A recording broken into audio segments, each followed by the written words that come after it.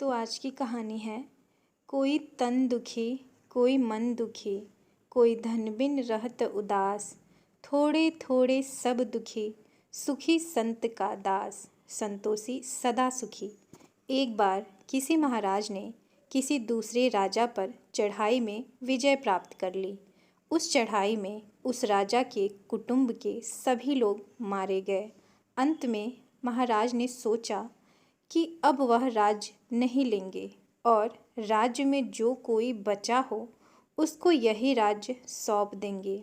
ऐसा विचार कर महाराज अपने वंशज की तलाश करने के लिए निकल पड़े। एक आदमी जो घर गृहस्थी छोड़कर जंगल में रहता था वही बच गया था। महाराज उस पुरुष के पास गए और बोले, जो कुछ चाहते हो वह ले लो। महाराज ने यह सोचकर बोला कि वह राज्य मांग ले, क्योंकि उससे बढ़कर और क्या मांगेगा। इसीलिए कहा, जो इच्छा है वो ले लो। वह पुरुष बोला, मैं जो कुछ चाहता हूँ वो आप दे देंगे? महाराज बोले, हाँ हाँ दे दूँगा।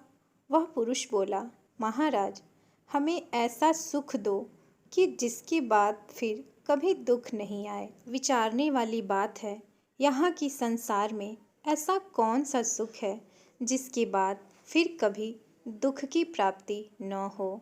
सुख तो ज्ञान स्वभाव में रहने में ही है, क्योंकि यदि ज्ञान में रहेंगे और ज्ञान से ही जानेंगे तो बाहरी वस्तुओं की इच्छा स्वतः ही समाप्त हो जाएगी और सुख अपने आप प्राप्त हो जाएगा। वास्तव में संसार में ऐसा कोई सुख नहीं है जिसके बाद दुख न आता हो। फिर महाराज ने हाथ जोड़कर कहा कि क्षमा करो, मैं इस चीज़ को तो नहीं दे सकता, दूसरी और कोई चीज़ मांगिए। वह पुरुष बोला, फिर हमको ऐसा जीवन दो कि हमारा मरण कभी न हो। जीवन मरण तो शरीर में संयोग वियोग होने का नाम है।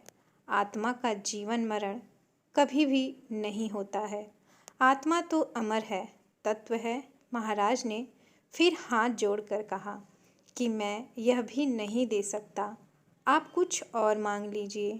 वह पुरुष बोला, अच्छा कुछ और नहीं तो हमको ऐसी जवानी दो कि जिसके बाद कभी बुढ़ापा नहीं आए।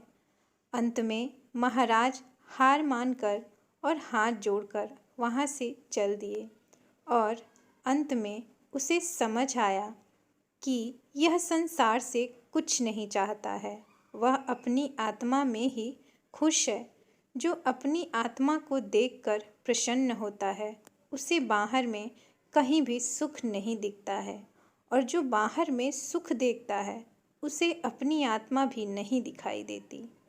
तो इसी के साथ ये कहानी समाप्त होती है। आशा करती हूँ कि आपको ये कहानी बेहद पसंद आई होगी।